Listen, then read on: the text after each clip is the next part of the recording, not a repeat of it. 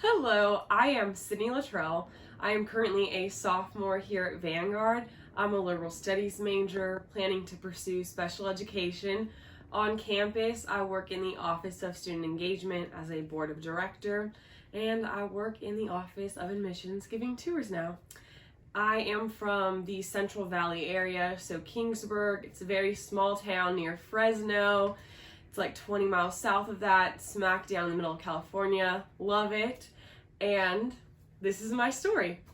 So my story starts out with my parents. They met, got married, and about a year and a half after their marriage, they got pregnant. And they had my older sister.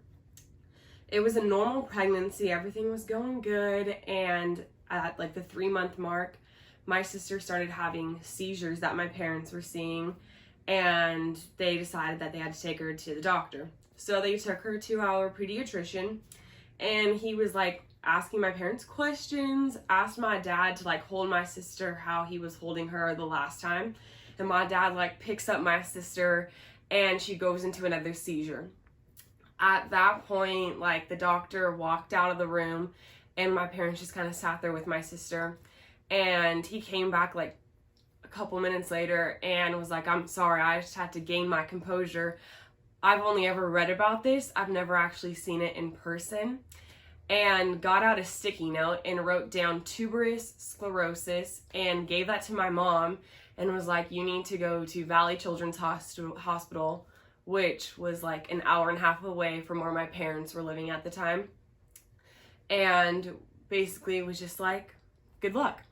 And my parents kind of just got in the car and heard like a little bit of information about like what tuberous sclerosis even is. They had never heard of it. They thought like they were saying tuberculosis. They weren't.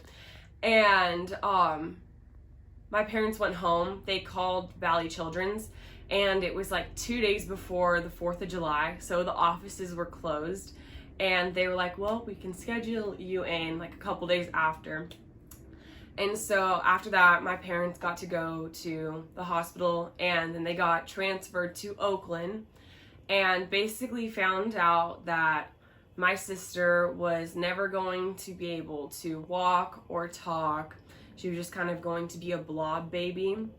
That if my parents, so my sister would have seizures, and they were because she had tumors throughout the different organs of her body. She has like 27 or 29 just on her brain, and those cause her to have seizures. And if my parents are just seeing like a couple hundred each day, odds are my sister's having upwards to like 3,000 seizures a day that my parents aren't even noticing. And at that point, the doctor was like, "She has like a 5-year life stamp, and after that, the odds are of her making it past that, it's not gonna happen." And I'm gonna like just jump forward. My sister is 25 years old right now, so like that's just a miracle in itself. I like to throw that part out there, just keeps the story going on a happy note for a while. And then it was just kind of for a while just having seizures, going to the hospital, nothing really new.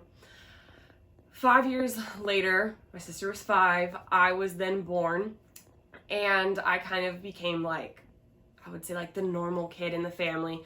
I was progressing like a typical child would progress, which then kind of motivated my sister to kind of progress with me. So when I started learning to talk and walk, my sister was starting to like find her language and starting to walk a little bit more. And 2 years later then I had my brother who was born. So we had my brother was like newborn, I was 2, my sister was 7. And it was just the 3 of us kids. Growing up, didn't really notice anything like about my sister being different. Like Maddie was just Maddie. There wasn't much to say about it. And we kind of all just jived together. We were all pretty good. Up until about first or second grade, I didn't really know like that my sister had seizures. Like I did, but I didn't really know what that actually meant. And if my sister had a seizure during the middle of the night, my parents would call the ambulance. I would be passed out, had no idea they were there. And my mom would go to the hospital with my sister, and my dad would wake my brother and I up in the morning. My dad would then put on his uniform for work, get my brother and I ready for school, take us to school, and would just be like, "Yeah, your mom's at work already. She took Maddie to school." And my dad would take us to school, go home, change, and go up to the hospital. And it wasn't until I was in like second grade that I didn't really know like what a seizure was or what that even meant in our family. And it's because one day, like, I woke up in the middle of the night when there was the ambulance. My room was like at the front of the house. I saw the lights and I was so confused. And I just remember like walking to my parents' bedroom and I could like just see my sister laying there having a seizure. And that was just like a very traumatic moment because I'd never seen my sister in that light, and it threw me off. After that, my parents were like kind of talking to my brother and I a little bit more openly about what a seizure even looks like, how Maddie is hospitalized, and how each seizure is life-threatening. So if we're calling the ambulance, it's because the resources we have at home didn't pull her out of it. And in that moment, that was hard to hear, but like, I was so young, I didn't really grasp the idea of like, oh, Maddie's gonna die from a seizure. Like in my mind, I was like, okay, but she hasn't yet, so we're still good, right? And it got to the point where anytime I was at school or I was just like with friends somewhere, if I heard an ambulance, I was like, oh, Maddie's going to the hospital again. Maddie's about to die. Like, that's just where my mind was like, okay, like, that's life. And my brother and I finally told like our parents about that couple years later, and my parents were like, okay, we need to reevaluate, like, how are we going to, kind of like just use like my sister and figure out how to then to kind of like create that aspect with my brother and I, just like the education side of that. And my brother and I wanted to be involved. My parents, disabilities, my parents never like had any just like connection like growing up to that, so they had no idea what they were doing. And my brother and I were very much still like, no, we want to be part of it. If she's having a seizure at 3 o'clock in the morning, you guys better be waking us up because we want to make sure like we're doing this as a family. So then that's what kind of like the role took, where for about like 5-6 years, my sister was having seizures constantly. It was like every 2 months, we were like, okay, we know it's about to come up, and my dad would wake us up in the middle of the night, or I would just wake up because I could hear the ambulance, and I would then go and I went into like, okay, I gotta help mode. So I would go and like pack the bag. I would put my mom's toothbrush, the deodorant, extra diapers, because my sister is not toilet trained. It's a nightmare. And just like extra clothes for my mom because we didn't know how long they would be there for. And my mom would ride in the ambulance with my sister. We had amazing neighbors who, if we came knocking at 3 o'clock in the morning, they would just let my brother and I come in and pass out on their couch or just watch TV because sleep was not going to happen at that point. And my dad would like follow behind. And it started transitioning to the fact where we would only go to the hospital like a couple days afterwards, like once my sister was like out of ICU and was now like in an actual room, to where it was like she was like in a good state, I would say, where she just kind of like resting and recuperating. But then we got to a point when I was in like middle school where her seizures were happening a lot more often, and not like, in the middle of the night. There would be some at like 6 o'clock in the afternoon. And so we would all just kind of be awake for that. And my brother and I at that point were like, we actually just like want to go with the family. So my mom would get in like the ambulance with my sister, and my dad, brother, and we would drive up with them. And in those moments, I would always like take a step back, just being like, okay, I know God's real because He's been able to pull my sister out of this situation many more times than I even known that I can even think of a number. And that's where I would just kind of like feel my connection and just my relationship with God, because I could like so vividly see that in my life, where it's like my sister could have died, this time or this time, but He still is using her in my life for some reason that I'm not even sure yet. And so that's where I would like really like feel my connection with God. And in that moment, we would be praying profusely, just like, please, like, we don't want to come home without her this time. And it was pretty normal now. At that point, I just like expected seizures in my life. That was going to happen. Then I got to like 7th grade, and my dad and my brother weren't home for like that day. They were like in a nearby town doing something.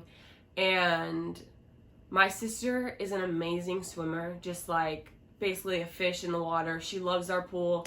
better swimmer than my brother and I. Like, you don't have to like worry about her when it comes to swimming. She's got it.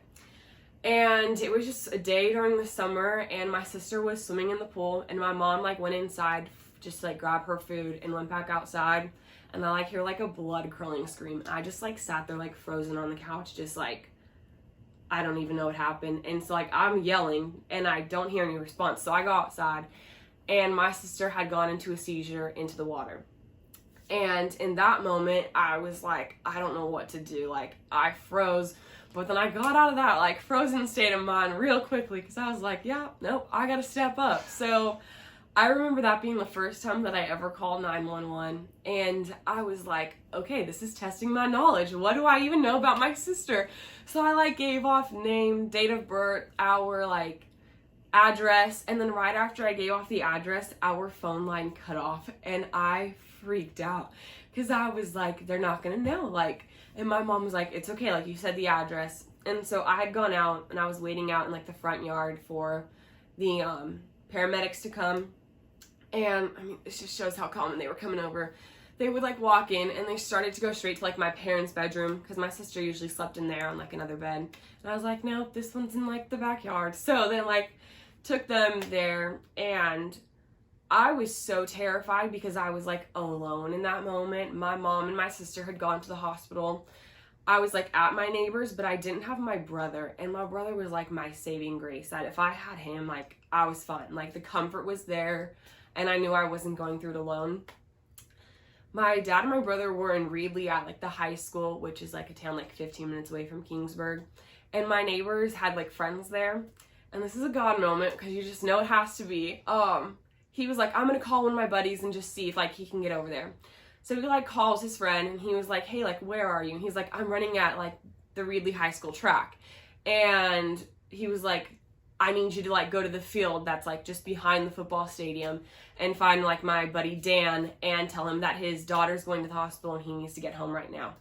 And all he said was like, he's bald. And it was like, okay, I've got this. And so the guy just ran over and was like, are you Dan?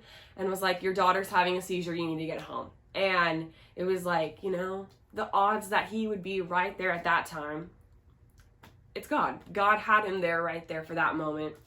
And so my brother and my dad came home really quickly, and we went, did like the normal like hospital stuff. We would be in ICU.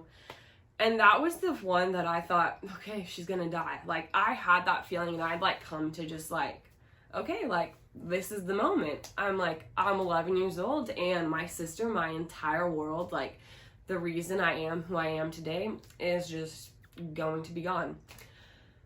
And she was in the hospital for a couple days and ended up coming back home, and I was just like so relieved, because I was like, I'm not ready, God, like, you can't take her yet. And I'd always like set like little goals, like I wanted to be 16 years, like I wanted to make it to being 16, because my sister loves McDonald's, loves to get the burger and a soda, so I wanted to like be able to take my sister on a drive. And we kind of just progressed like through the next couple of years, just with my sister having seizures and kind of them getting a little bit more control to where they're not as often. And we finally just kind of got into like just like a good groove, I would say, as a family. And then I go into like my first year of high school, and that, you know, high school is high school, freshman year, nothing crazy with that. But going into like 2016, my parents started going through a divorce.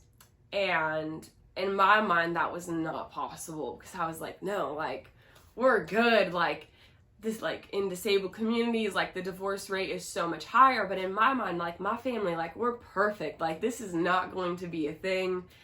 And they tried, and it just didn't end up working out. And in that moment, I hated God. Like, I really did, because I didn't understand him anymore. I was like, you gave me a sister with like a ticking time bomb, constantly, you know, just throwing me through that emotional, just like turmoil. And then you take my parents and you split them up. Like, I did not understand him and was so furious. I like tried to go to church, but like was so stubborn in my head that I just kind of like sat there just like waiting for like that amazing like God moment for him to be like, and I fixed it all, Sydney. And I would sit there like not wanting to receive any of it, and I'd just be like, fix it, like, can you get my parents back together? Like, maybe this is what we needed as a family in order to have like my dad be more involved with my sister and just like have that aspect. And God was like, I have other plans for that. And I was like, okay. So for a while we were kind of just like going through that motion of just like extreme heartache for me, because my relationship with my dad started to just like change a little bit, and it was not what I wanted. Like, no girl wants to like have her parents divorce and then start to have just like that distance put into the relationship. And about like 4 months after all of that kind of was going on, my sister had a seizure. And let's just say like being in the hospital with like my mom, dad, and my brother, like the 5 of us, I hated that experience. It was just so awkward for me just like sitting there, because I was like, this is supposed to be like my comfort. And I feel like it's such like a foreign space for me to be in.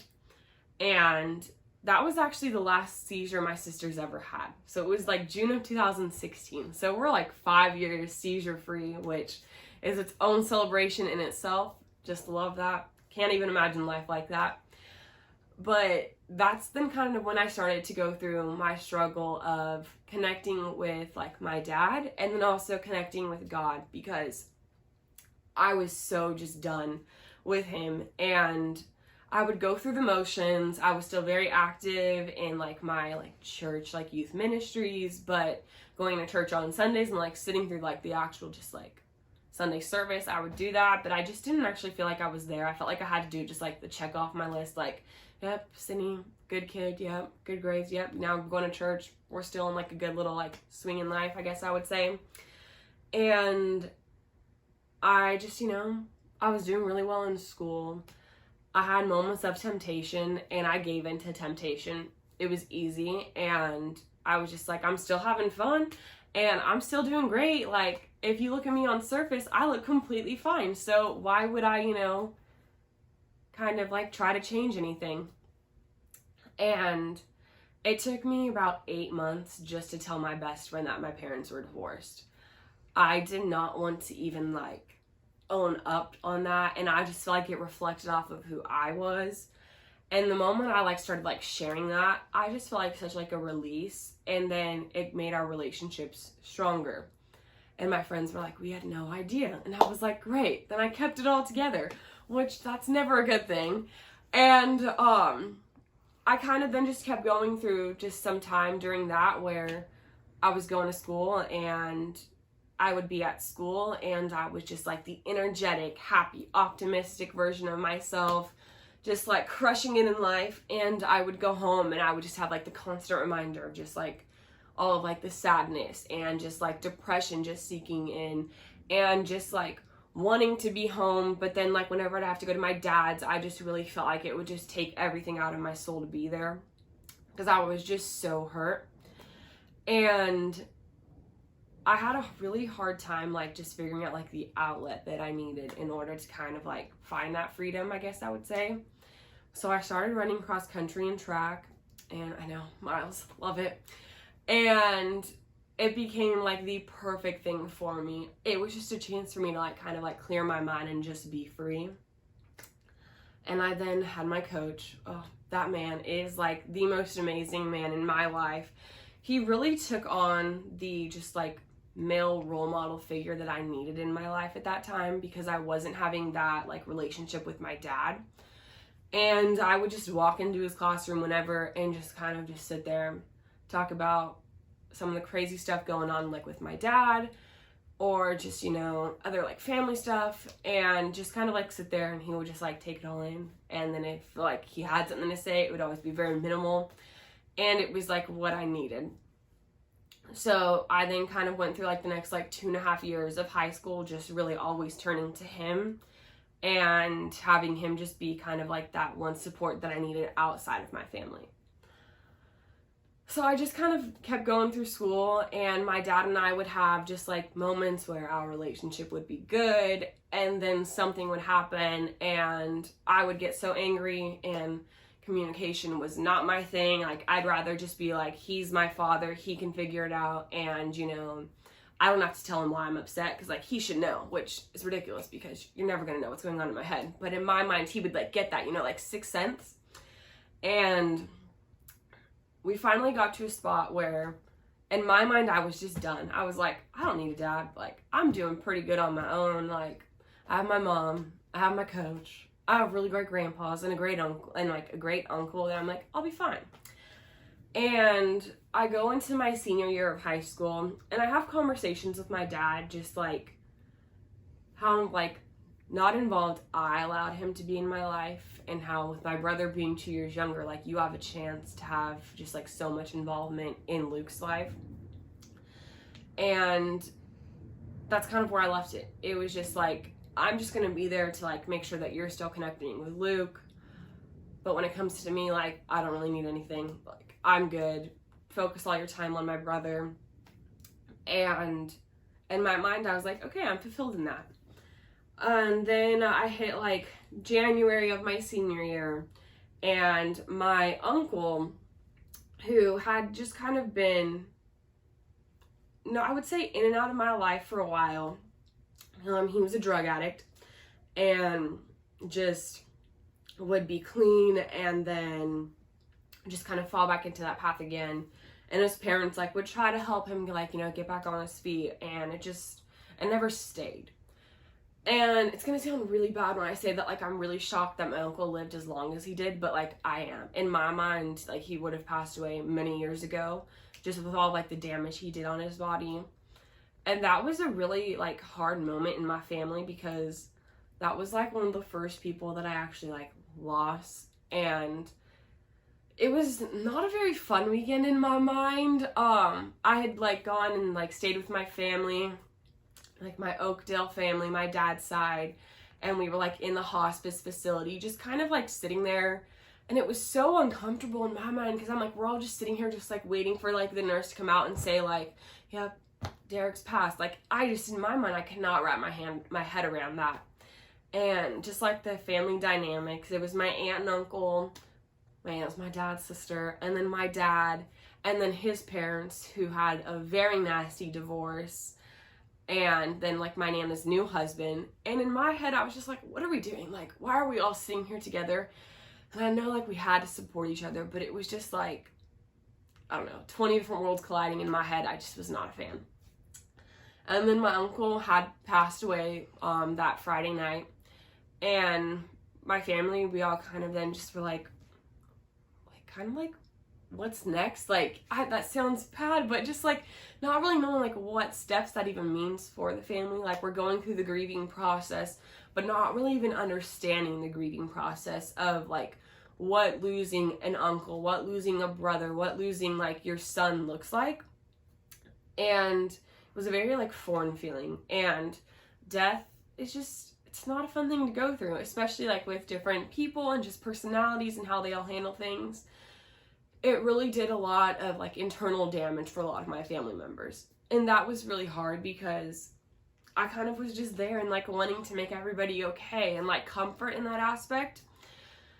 But like you can't do that. And so that was definitely like a little bit of like a difficult moment, because I know that then stemmed to a lot of then like what's going to be happening like soon in my life that I'll get to in a second. And that was just hard, like just sitting back and like now just like thinking about it, like I can just see us all sitting in like one of the little rooms, and in my mind I'm just like, oh man, like that moment right there is the chain reaction to what led to that later on. But my family, then we kind of just like rally with each other, where it's like, okay, we have messed up dynamics, but we all need to be there supporting each other. And we have the whole like funeral process and just like celebrating his life, which was just absolutely amazing. My uncle loved Dr. Pepper. I'm a Dr. Pepper freak, and so I just get that from him, I feel like. So like at his service, we had Dr. Peppers everywhere, and I was like, this is what I want when I pass. Like I just want everybody to enjoy Dr. Pepper for me. It's a sidetrack, but now you know. And I kind of then just went back into like playing life again, going back to school. Everything was good. I'm really good at like the whole double life, which is not a good thing. But just like being able to turn it on, I'm good. On the inside, I go to like another area and I'm like crashing and burning and just like, help me. But I don't let people do that. And so and kind of then just keep going through like my senior year. And I had applied to like a ton of schools, not really sure like where I would go. And I then, ended up applying to Vanguard, came to Vanguard, and was just kind of like seeing like what that even meant for like my life. I knew I still needed to have like the faith base just like in my life, because I was desperately needing that aspect to just kind of comfort me. And I came. I hated the first week or two. I was miserable. I was like, I hate it here. I'm not staying. I'm leaving. Which is funny because now I'm like, I love it. I'm obsessed with this place. I never want to leave. And during that like November of my freshman year, my Nana had taken her own life. And that was one of the most difficult things for me to process. And I still have just issues with that. Just like not really just understanding that whole mindset, and then like the reality that she is gone. That was the moment where my relationship with my dad changed, because I was like, I don't want to have, in 10 years regret. And my dad and I have been actively like working on our relationship. I now get to the point where I like call him once a week and talk to him, and we're just in like such an amazing spot that I'm like, Sydney 5 years ago would have no idea like this would come. And to me, I'm just like, that's all I wanted, God. And like, there's just so much just like happiness in that relationship right now that I'm like, finally. And I kind of then in that moment learned that I have to actually like lean on people and ask people to support me and pray for me. And now I've just been kind of like taking advantage of being at Vanguard in like the most like, like best way, I guess I would say, just making sure that I'm pursuing relationships that are going to be pouring into me, people that are going to support me, and just like really on like a say yes journey of just seeing where God is going to kind of just take me next. And it's been amazing just seeing the different opportunities that he has for me, and it really does just kind of like make me excited for like the next couple of just like years being here. Still have 2 more, so that's pretty great. And just honestly like can't imagine what my life would be like if I wasn't here right now. And just like really excited to see like what next year's going to look like, continuing to work in admissions, being an RA for Laguna, the freshman dorms, and just like really excited just to kind of like see how I'm going to keep progressing in my relationship with God, and then just kind of also keep pouring into just like different family relation aspects and continue to grow. And that was my story.